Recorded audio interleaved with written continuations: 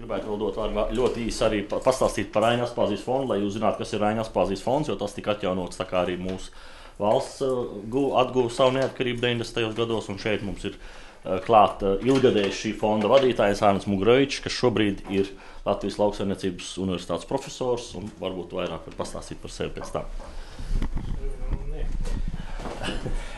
Es gribētu tiešām cienījamie klātesošie sākt ar to, ar ko Jablovskas kundze teica, ka taupot izglītībai un kultūrai mēs neko neietaupīsim, gluži otrādi mēs varam tikai zaudēt.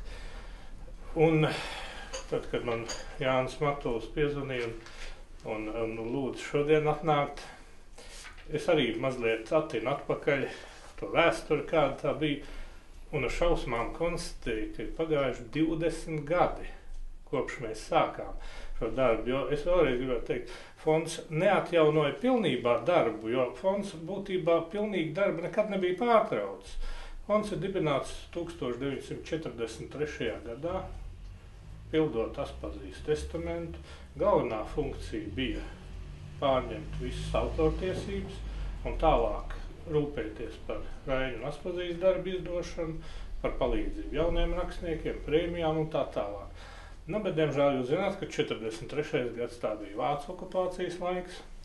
Nu, protams, pēc tam sekoja Padomu okupācija, trimda, un nekur un neviens nekad nav ievērojis šīs autortiesības. Līdz ar to fondam nekad naudas nav bijis no šīm autortiesībām. Ir bijuši mecenāti, ir bijuši draugi, Raiņa draugi, kas vēl pazina toreiz no sociāldemokrāta aprindām, kas ir rūpējušies par viņu piemiņas saglabāšanu. Šeit jāmin noteikti Jānu Ritumu, kurš ļoti daudz finansiāli ir ieguldījis gan šī fonda uzturēšanā, toreiz arī gada grāmatu izdošanā, vēl Trūķi Draviņi, kur darbojās ļoti sekmīgi, un arī vēlāk Vilnis Zaļkalns, kas pārņēma daudzas Jāņa Rituma sāktās lietas ar izdevniecību Memento. Nu, un tad mēs nonākam pie šī 91. gada. Un tā bija Stokholma. Es vairs neatceros vietu, kur tas bija tieši. Jā, godīgi teikšu. Bet es atceros tos cilvēkus, kas piedalījās. Tas bija Vilnis Zaļkalns, Juris Rozītis, Juris Kronbergs, Ieva Lešinska. Nu, varbūt es vēl kādu aizmirstu. Un mēs runājām par to, ka būtu noteikti jāgodina un jāatcerās un arī Raiņa piemiņa, un ne tikai viņa daļrada, bet arī tas, ka viņš bija politiķis. Nu, par to, kāds viņš bija politiķis, par to mēs varam strīdēties un runāt. Bet līdz ar to būtu arī fonda darbība Latvijā jāatjauno. Nu, un toreiz arī, Uldis Bērziņš, tas bija viens no galvenajiem, kas piedalījās. Nu, un toreiz man tika uzticēts atjaunot šo fonda darbību Latvijā. Jāsaka, ka tas bija ļoti interesants laiks. Toreiz mēs neviens neprasījām, kas mums par to būs. Visi strādāja, un mēs sākām, un toreiz jāsaka paldies toreizajā Raiņa muzeja direktoram Pēterim Zirnītim, kurš bija ļoti pretīm nākošs. Fonds savu darbību sāk ne šajā ēkā. Te toreiz bija, izskatījās tā kā pēc nelielas demolācijas, ja vēl bija kaut kad sākta restaurācija un tikts līdz tai pirmai stadijai, ka visu, ko varēja izlaust, tas bija izlausts.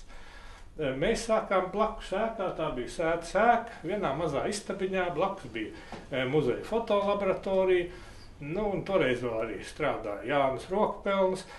Un vispār tā bija ārkārtīgi interesanta un jauka kompānija, kur pulcējās šajā mājā. Un starp citu, pat Gaida Jablovska teica, ka iespējams ar Norvēģu naudas palīdzību, Norvēģijas finanses instrumentu, šī māja varbūt atgūs savu sākotnējo izskatu.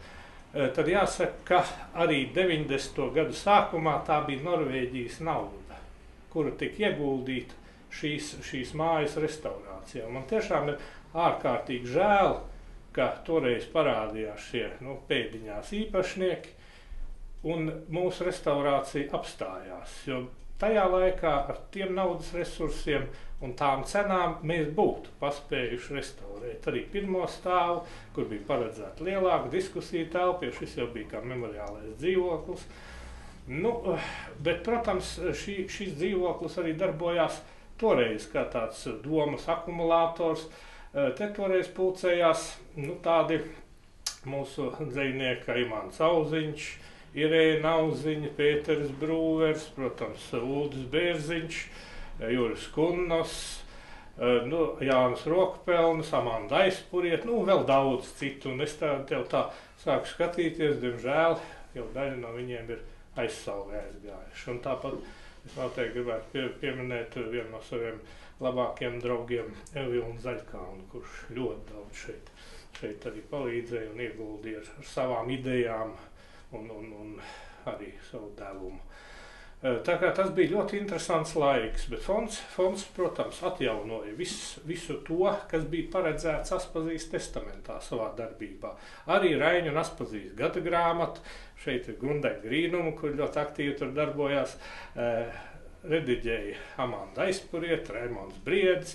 Mums bija diskusijas ar Saucerītu Viesu toreiz, par to, kādai jābūt gada grāmatai. Katram bija savi viedokļi, bet arī tas bija interesanti. Un vēl mēs, protams, vēlējāmies ne tikai saglabāt Raiņa piemiņu, kaut gan arī tas bija ļoti svarīgs darbs. Un šeit Gaida Jablowska minēja Berķeneli. Berķeneli vēl viens no fonda projektiem, ko mēs īstenojam sadarbībā ar Zviedrijas strādnieku izglītības organizāciju. Arī tur es toreiz iegāju, tur bija drupas, un pat pie skursteņa varēja skaisti redzēt zvaigznes, un tagad jūs varat aizbraukt un paskatīties. Tātad mēs esam centušies saglabāt gan šīs Raiņu vietas, un arī atgriezt tās tādā zināmā kultūras un izglītības apritē. Jo šajos namos tie nav tādi nedzīvi muzeji nekad bijuši. Te vienmēr ir notikuši tomēr tādas diskusijas, ir izglītības pasākumi bijuši. Un arī fonds uzņēmās arī citas funkcijas, attīstīt tautas izglītību, veidot demokrātijas iedīgļus Latvijā. Kā tas mums ir izdevies, diemžēl nevisai tagad skatoties atpakaļ. Kaut gan mēs toreiz, un es personīgi arī piedalījos ļoti daudz sabiedrisku organizāciju radīšanā, un tagad man par izbrīnas skatos, ka dažas no tām ir izdzīvojušas vēl arī visus šos 20 gadus. Tā kā tomēr tā sēkla nevar teikt, ka ir kritusi tuksnesī, tā ir kritusi zināmā mērā auglīga augsnē. Un tad mums bija šie divi darbības virzieni, gan izglītības lietas, kur mēs sadarbojamies ar dažādām Skandināvijas tautas augstskolām, izglītības kustībām, gan šī Raiņa piemiņas saglabāšana, izdodot gada grāmatas, piešķirot arī prēmijas rakstniekiem, bet, protams, viss ir pamatojās gan uz darbu, gan uz naudu. Un tās naudas, kā jūs zināt, ko jau arī Gaida minēja, kultūrai vienmēr ir par maz, fondam arī bija par maz. Protams, ar laiku man arī radās citas prioritātes. Bet tas ir par to laiku, kad fonds darbojās, un es ceru, ka tagad varbūt arī tas aktivizēs savu darbību, cik tas būtu iespējams Latvijā. Paldies!